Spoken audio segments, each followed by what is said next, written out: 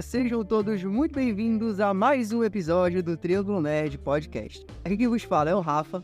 Aqui quem vos fala é o Bruno. E aqui sou eu, Lucas. E hoje nós vamos comentar sobre o anime Jujutsu Kaisen, mas especificamente focando nossos comentários nos 5 primeiros episódios dessa segunda temporada, mas também falando um pouco ali, abordando o que aconteceu em Jujutsu Kaisen 0 e em uns pedaços ali da primeira temporada. Então, vamos lá!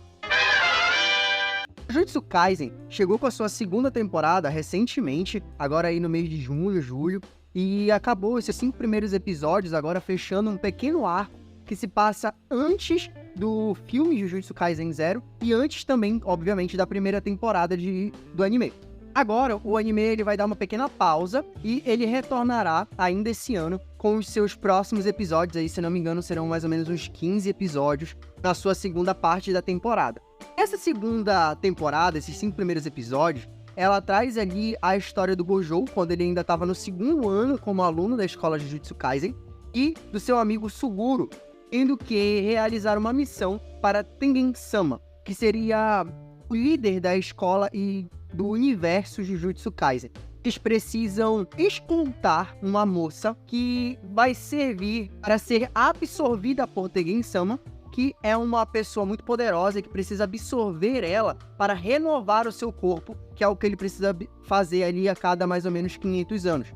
Então a missão dos dois personagens é de escoltá-la e protegê-la de pessoas que querem matá-la e levá-la até Tengen-sama para ser absorvida. É basicamente isso que a história vai trazer. Mas, Bruno, você que é o nosso, digamos, especialista em animes, fala um pouco aí dessa segunda temporada, o que você achou. Se você quiser comentar alguma coisa dos outros relacionada à história anterior também, que já foi lançada, pode ficar à vontade. Jujutsu Kaisen, ele vem aí bem parecido com uma das trindades, né, que é com o Narutinho ali. O pessoal fala que é o Naruto 2.0. E, cara, assim, ele é um anime muito bom, tanto em questão de animação quanto com o roteiro dele. Tudo bem que não é o roteiro mais único do mundo, mas é um roteiro bem feito, que tá sendo muito bem adaptado. E assim, eu gosto muito dessa parte que tá falando um pouco da amizade ali do Gojo com o Geto, né? Com o Suguru Geto. E eu acho muito divertida a amizade deles, é muito bacana a sintonia que eles têm. É claro que esses 5 episódios, pelo menos os primeiros, não tem aquela ação e aquelas lutas marcantes que tem em Jujutsu também, que são lutas muito boas. Mas seguindo a linha do anime ali, como tu falou, eles têm que proteger a menina que vai ser o próximo receptáculo do Insama. E, cara, sempre tem um probleminha desse, né?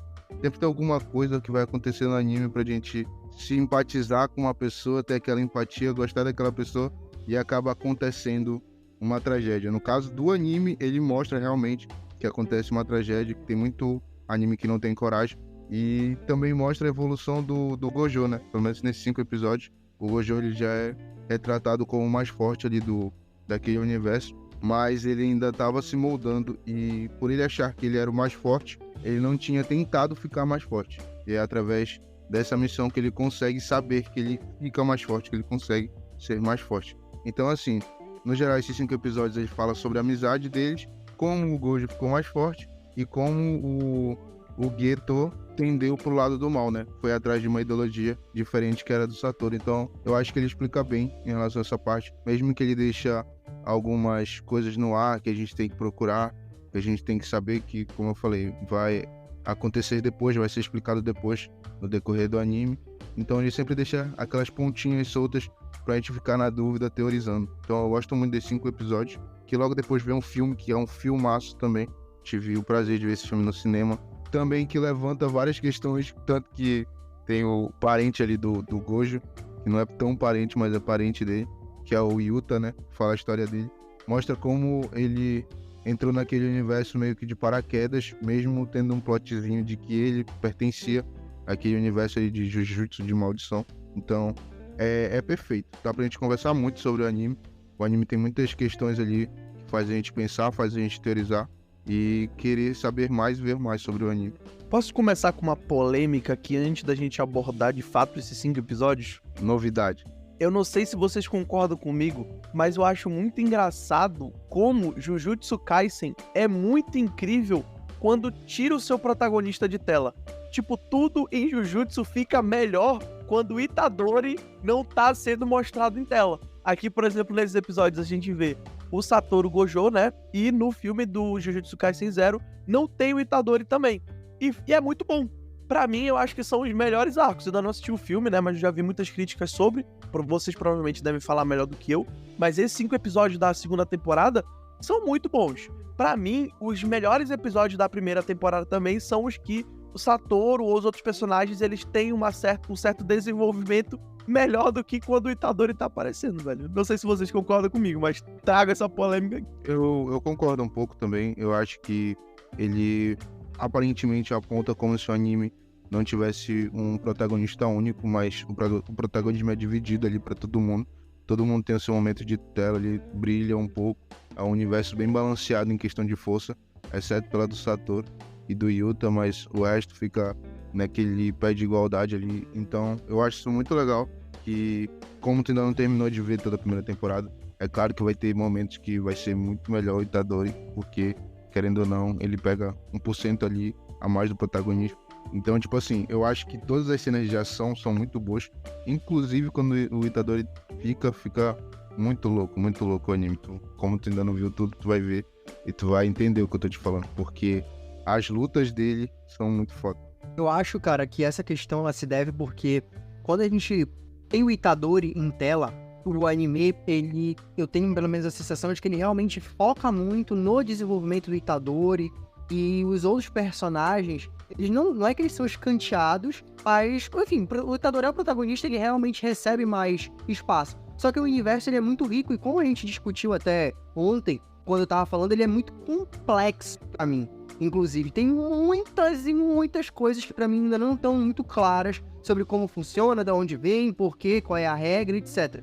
E como tem muita coisa para ser descoberta e quase todos os outros personagens secundários são extremamente interessantes, o Itadori, ele acaba meio que roubando um pouco essa atenção de coisas que são muito interessantes, entendeu? O que é, beleza, justo, porque o cara é o personagem principal, só que eu acho também que ele morre muito naquele arquétipo, realmente, de protagonista, que tipo, é um cara que ele é muito poderoso por algum motivo, e aí ele acaba meio que, sei lá, entre aspas, sendo escolhido, digamos, pelo roteiro pra seguir aquela história, por causa de uma capacidade de algo que só ele pode fazer, inclusive, na primeira temporada, ele é aceito na escola justamente por isso, né?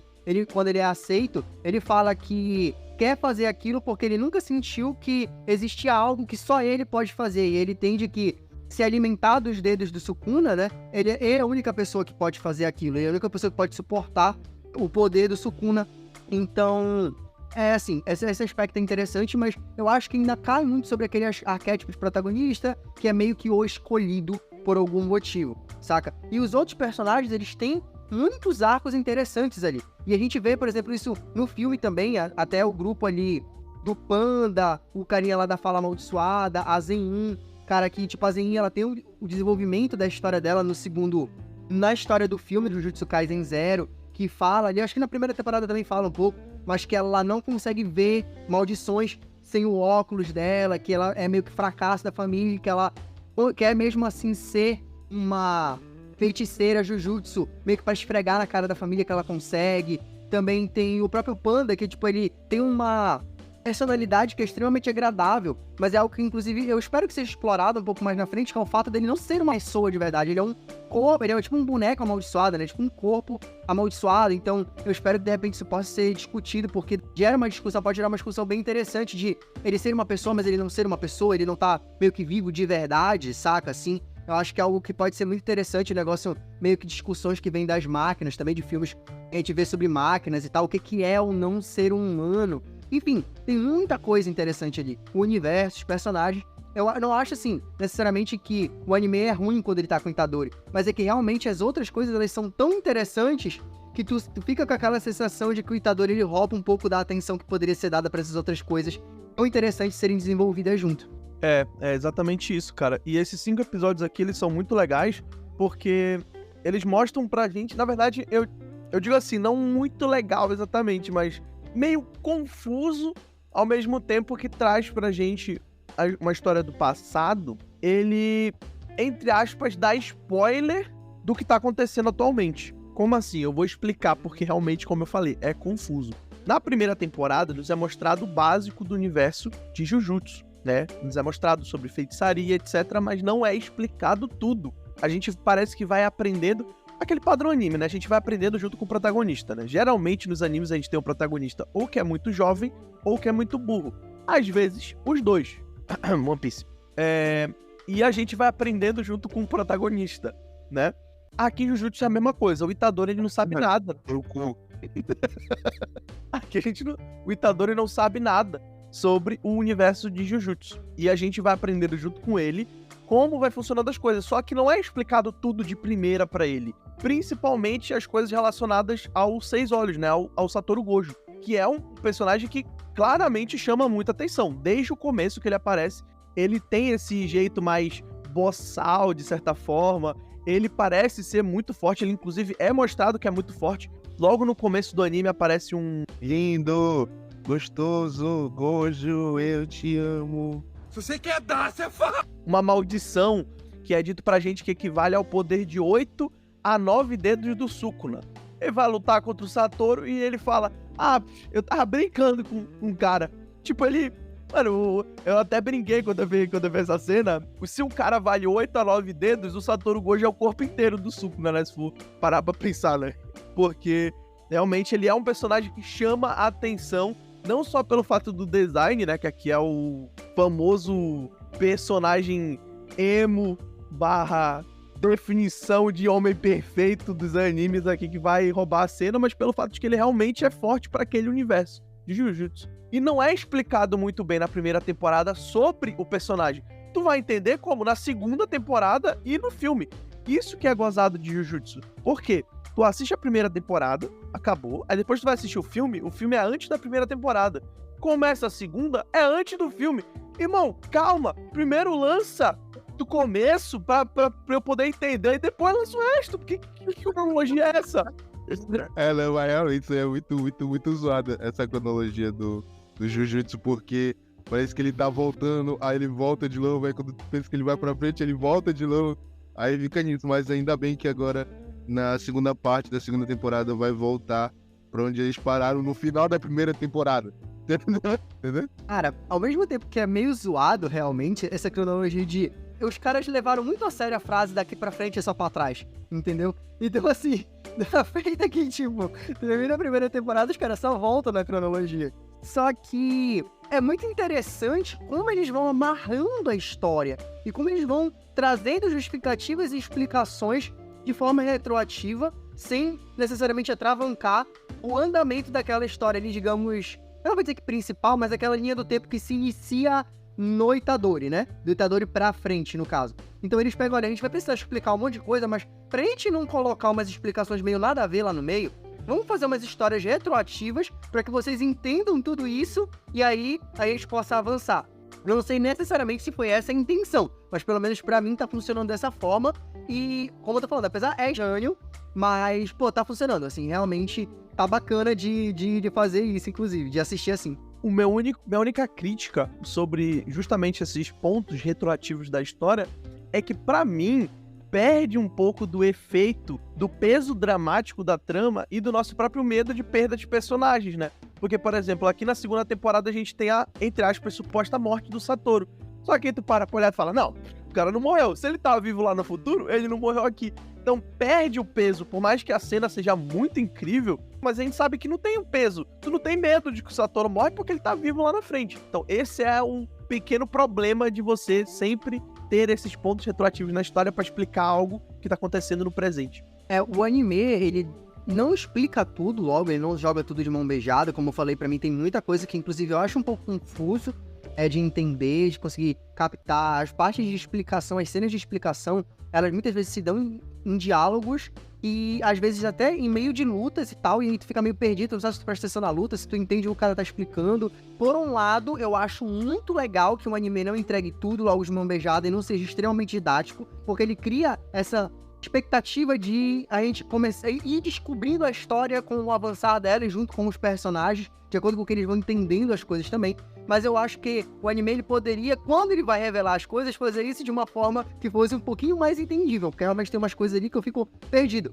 Mas assim, por exemplo, no filme, cara, eu acho muito legal que quando o filme ele retorna, tipo, no início da primeira temporada, a gente vê que um dos personagens lá, ele comenta assim sobre, tem 4 alunos do segundo ano. Aí ele fala, tem o Panda, tem o carinha da Fala Amaldiçoada, que eu não lembro o nome, tem a Zein, e tem o Yuta, o Kutsuki, alguma coisa assim no sobrenome dele, que tá pra fora. E, cara, é basicamente isso que a gente tem de informação. E aí tem alguma informação sobre o fato de que o carinha lá da Fala Amaldiçoada, ele, tipo assim, ele se sente melhor, ele parece que é mais legal quando ele tá perto do Yuta. E é isso que a gente tem de informação dos personagens.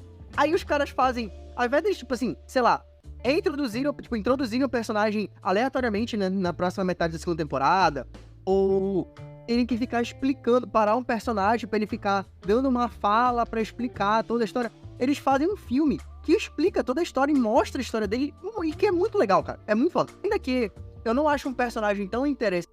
Eu tenho meus problemas com o Yuta, mas o filme em si é muito legal. E além disso, ele não só aproveita pra desenvolver o Yuta, como eu falei, ele desenvolve a Zein, ele desenvolve o carinha da Fala Amaldiçoada, ele fala ali um pouco do Panda, e ele desenvolve o Satoru e a própria amizade dele com o Suguru e o embate, porque o Suguru no filme, ele é inimigo do Jujutsu, da escola Jujutsu, né, do mundo Jujutsu. E assim, cara, no final, spoilerzaço aí pra galera que não assistiu o filme, Lucas, me desculpa e tal, mas quando ele é derrotado, o Gojo, ele fala, esse cara era o meu amigo. Então, assim, isso é muito legal de ver, porque tu fica assim, cara, tem todo esse peso dramático em relação a esses dois personagens, mas por que exatamente a gente não viu? E aí, quando a gente vai pra segunda temporada, né, nesse início da segunda temporada, a gente vê justamente a construção da amizade deles.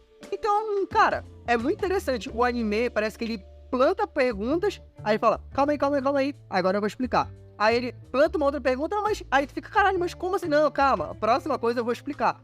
Então, tá sendo interessante, tá sendo bem interessante acompanhar personagens muito carismáticos. Cada personagem ele tem alguma coisa a ser trazida de discussão, sabe? As lutas são muito bacanas. A gente comentou uma coisa também em off, que a segunda temporada tá bem melhor animada, a qualidade da animação melhorou bastante também.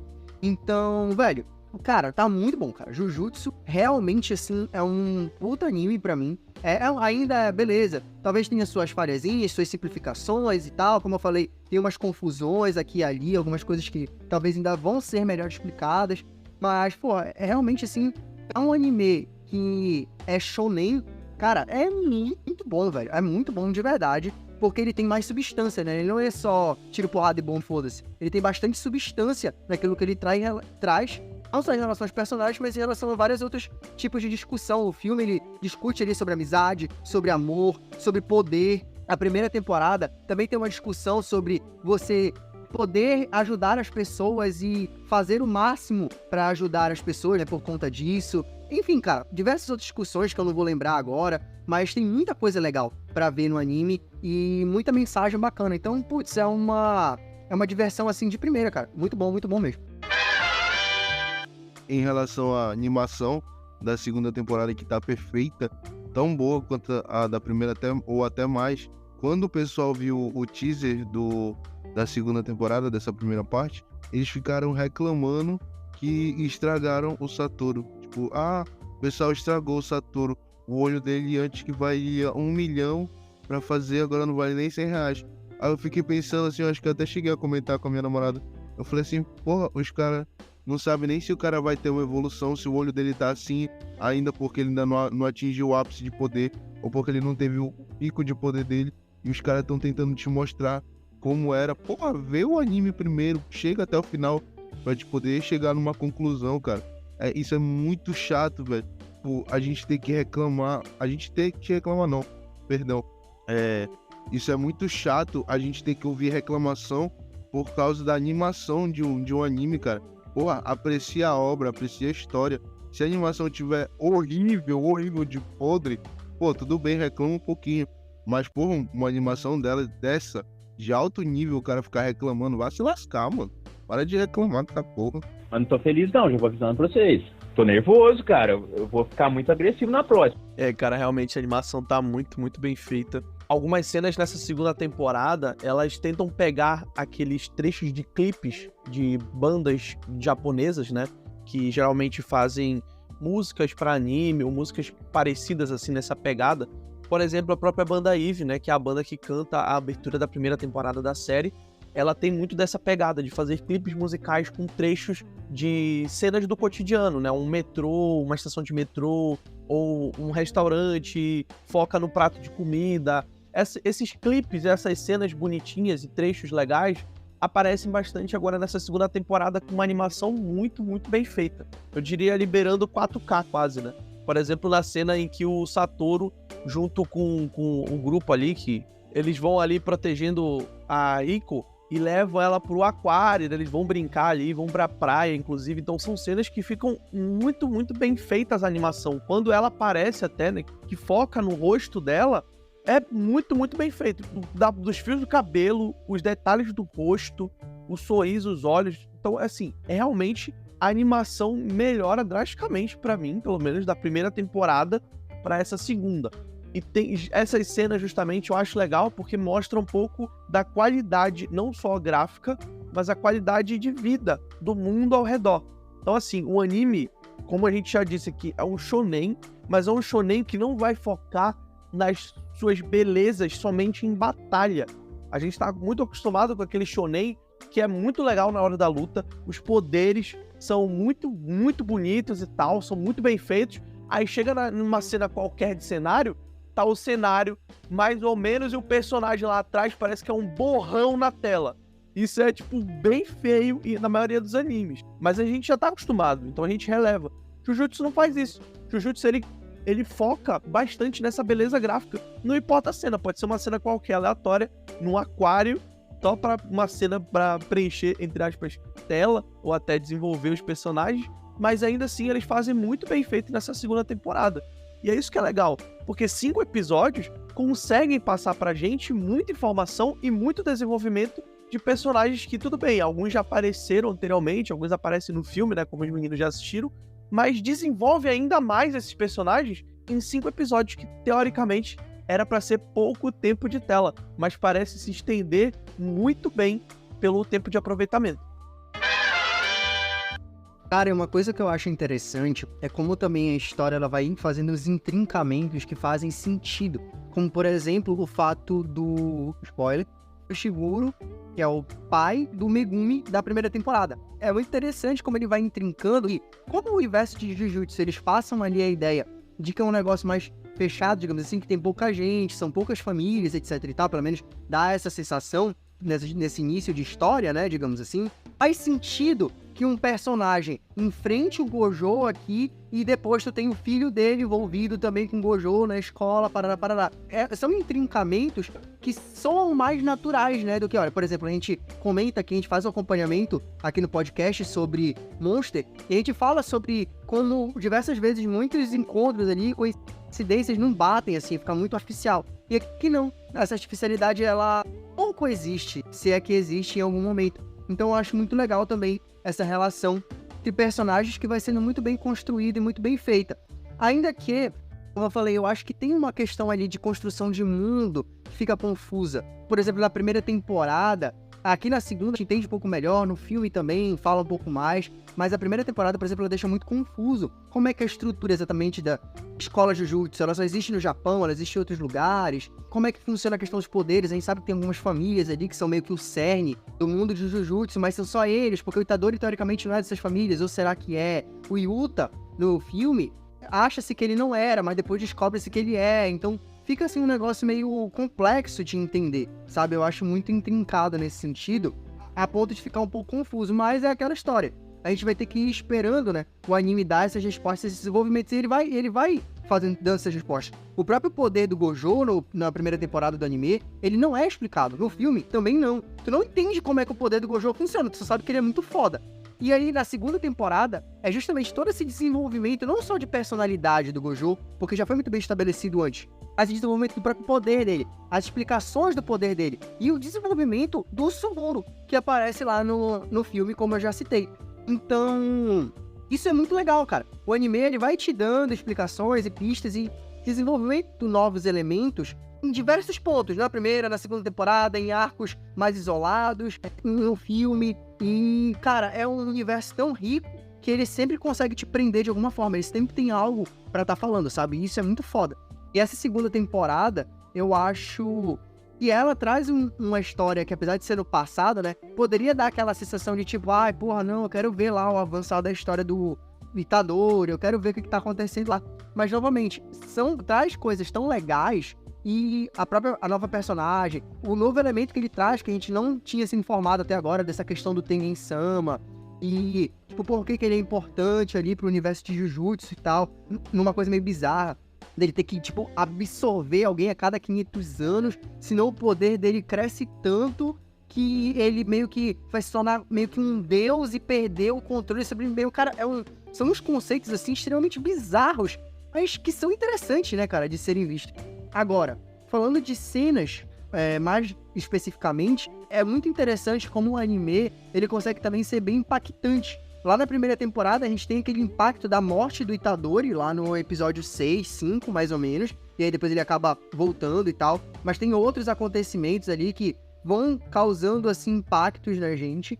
E aqui, cara, o que é o final do terceiro episódio dessa segunda temporada, mano? Putz grila, velho. E aí o spoilerzaço novamente, galera.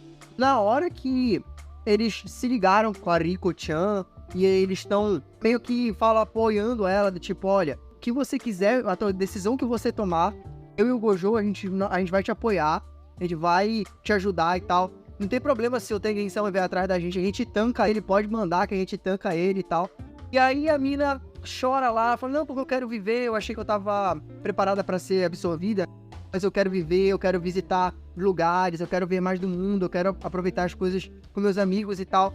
E aí, cara, dá todo esse discurso e leva um balaço no meio da lata, velho. Do nada, mano. Depois, logo depois, a gente vê uma puta luta do Gojo contra o Fushiguro, que é um personagem que não consegue manipular a energia amaldiçoada, mas consegue derrotar um que, teoricamente, é o cara mais overpower do mundo Jujutsu. Cara, é muito foda. E assim, o anime, ele faz isso. Ele não ganha pelo poder da amizade, ele não ganha porque ele trapaceia necessariamente. Ele ganha porque ele é foda. Tipo, ele consegue transformar a desvantagem dele em vantagem, cara. É muito foda, velho. Todos os conceitos, eles começam a utilizar esses conceitos da detecção da energia amaldiçoada ou não detecção, manipular ou não manipular, e como tu consegue ir trabalhando essas coisas, cara, é muito foda. De verdade, puta cena de luta, puta gancho pra um próximo episódio, tem um aspecto de peso emocional gigantesco, cara, muito foda, mano, muito bem feito, bem realizado, de verdade. Realmente é muito boa essa cena de luta, como os dois personagens, eles estão em certo pé de igualdade, entre aspas, né? Porque você vê que o Fushiguro, ele não ia, e ele sabe disso, ele não ia conseguir derrotar o Satoru no mano a mano, de igual pra igual. O que ele faz? Coloca um prêmio na cabeça do cara pra cansarem ele durante um longo tempo. Esse cara aí, ele é discípulo do Bane, tá? O vilão do Batman. Bane faz a mesma coisa com o Batman. Bota um monte de cara pra cansar o Batman durante dias e dias, faz o cara não dormir pra depois pegar o cara na porrada, na desvantagem, né? Sujo, mas é aquele negócio. Critique meus métodos, mas não critique meus resultados, né? E é legal porque o cara, ele tem todo um preparo pra lutar contra o Satoru e pegar ele desprevenido, né? Você vê que ele já tinha conhecido o Gojo, é até mostrado aqui, né? Ele até fala, né, no momento do quarto episódio, se eu não me engano, ou do quinto, enfim, que ele é de família muito conhecida, né? A família do Satoru é muito conhecida. E existem lados bons e ruins de ser de clã conhecido. Por quê? Muitas das coisas de dentro do clã vazam pra todo mundo ter conhecimento público. E por conta disso, teu inimigo já sabe o que tu vai usar. Eu acho muito foda esse conceito também, cara. E aí isso se dá no fato do Fushiguro saber, conhecer o Satoru, seus pontos fortes e fracos. E saber que ele não vai bater no mano a mano contra o cara sem enfraquecer ele. Tanto é que, por conta de tudo, de todo o planejamento que ele fez e tudo que ele fez pra cansar o Satoru, ele consegue pegar o cara dentro já da escola, Jujutsu, por trás, dar uma facada. E uma cena que já te pega desprevenido aí. Do nada, o cara esfaqueada, tu fica assim em choque. Tu fala, mano, não tem como o anime me surpreender mais. E termina com o Ariko tomando uma bala na cabeça. Aquilo ali, velho, sei lá. Eu não sei como é que o Aba conseguiu parar de assistir durante o tempo. Ele terminou esse episódio e não continuou no quarto, cara. O cara não tem coração mesmo. impossível, cara. E em relação a essa cena da luta do Fushiguro com o Satoru, tem toda aquela situação de que quando ele soube que tinha uma criança com os 6 olhos, ele queria ver a criança e ele chegou no stealth ali pra tentar ver, né, do que o Satoru era capaz quando ele ainda era criança. E o Satoru foi o único feiticeiro Jujutsu que conseguiu sentir a presença dele. Então ele já teve aquele pânico com ele quando o Satoru era criança. Por isso que ele sabia que ele tinha que cansar o Satoru de alguma forma. Porque ele já sabia que o Satoru tinha um poder supremo. Só que o que ele não sabia, nem ele, nem o Satoru, na verdade, é que aquele poder poderia evoluir. Tanto que quando tem a segunda luta, depois que o Satoru morre, e o Satoru retorna, meio que transcendente, e o Fushiguro pensa que ele consegue lidar com ele ainda. Só que através da luta que ele teve com ele, o Satoru evoluiu e ficou pior. E quando eu digo pior, eu digo que ele ficou mais forte. Virou literalmente um deus Jujutsu ali. Cara, a gente vê, né, como o Gojo é foda, né? Porque primeiro ele encara 9 dedos do Sukuna, depois ele sente a presença do cara por trás. É um cara realmente diferenciado, velho. Ele gosta. Mas enfim. Aí, só pra encerrar meus comentários também, eu queria falar um pouco da amizade do Gojo com o Suguru. Porque, tipo assim, a gente vê aquela amizade muito boa, que é muito divertida. É uma coisa muito legal de assistir. É muito engraçado, tem uns momentos muito engraçados no anime. E como ela acaba, né? Tanto no final desses 5 episódios, quanto no filme. Que é aquela situação onde o Suguru Geto tá falando com o Gojo. E o Gojo fala pra ele que os planos dele, né? Que ele já fala que ele desistiu da humanidade, que ele não vai mais proteger a humanidade. Que ele quer criar apenas um mundo de feiticeiros Jujutsu para que não haja mais maldições. Aí o Satoru discorda com ele e ele vai e dá tipo uma coisa filósofa ali pro Satoru e fala: se fosse você com o poder que você tem, você conseguiria fazer a minha ambição. Mas só porque você está do lado oposto, você diz que isso é impossível. Mas você... Aí ele fala: você é o Todo-Poderoso porque você é Satoru Gojo, ou você é Satoru Gojo porque você é Todo-Poderoso. Então ele dá meio que uma quebrada ali na mente do Satoru, e o Satoru acaba não matando ele. Que é o que acontece no filme, no Jujutsu Zero, onde o Yuta acaba matando o...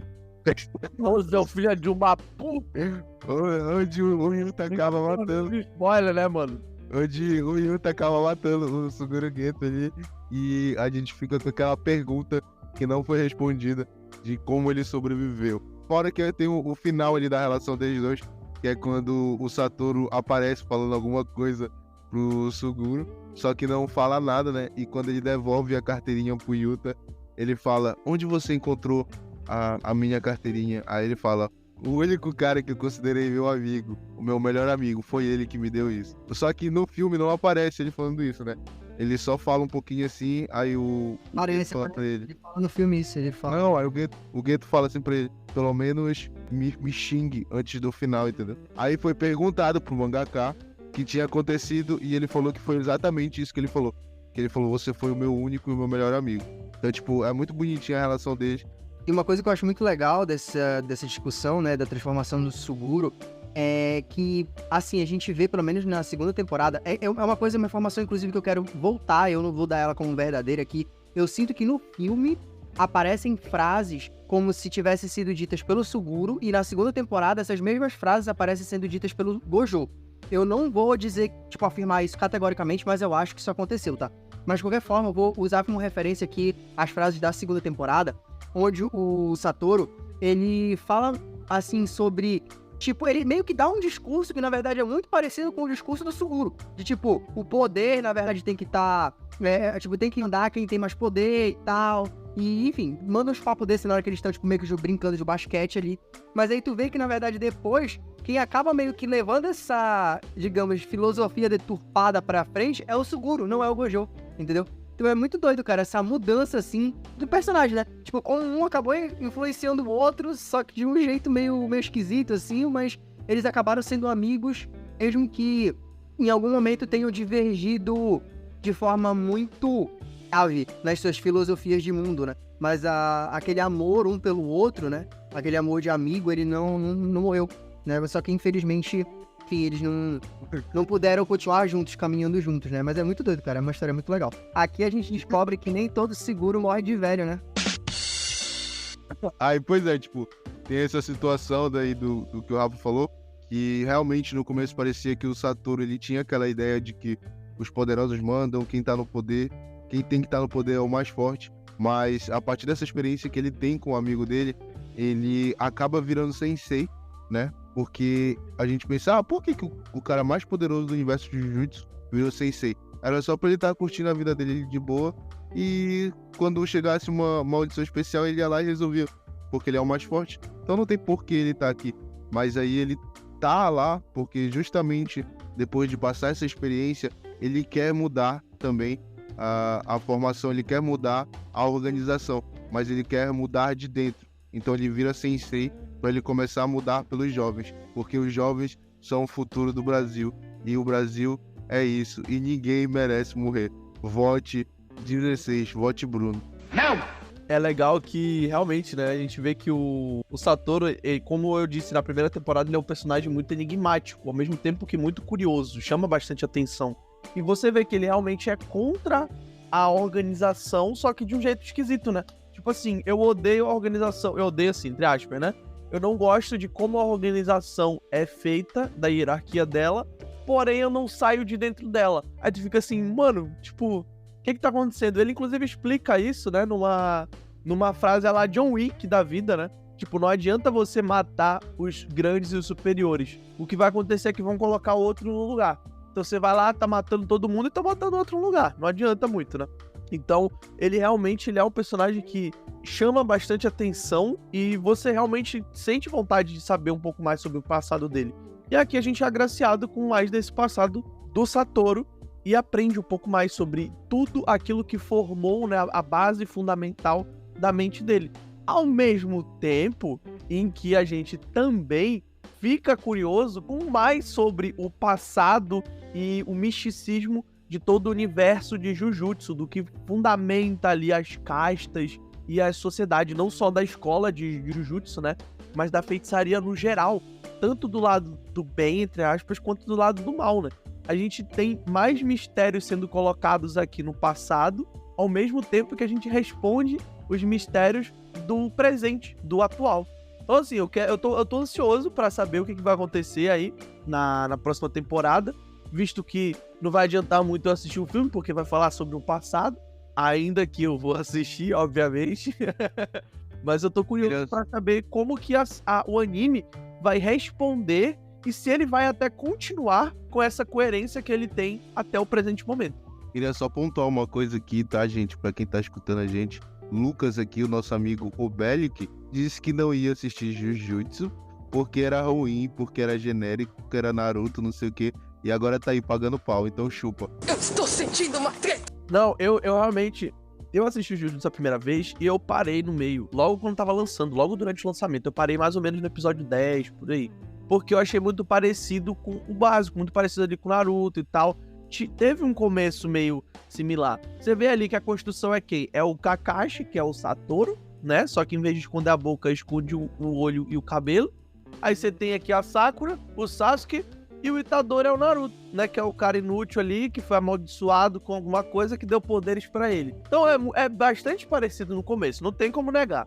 Até nas primeiras lutas ali, que eles andam na água e tem uns poderes parecidos, é muito igual ao Naruto. Aí eu... Primeiro que a Nobara é útil, tá? Primeiro que a Nobara é útil e todo mundo gosta dela. Olha a audácia desse filho da puta! O meu medo, sabe o que é? Chegar no final de Jujutsu e ser tipo assim, o Itadori na verdade é o descendente ou então é a personificação do Tengen-sama. E vai ter essa explicação assim... Não, cara, não é isso.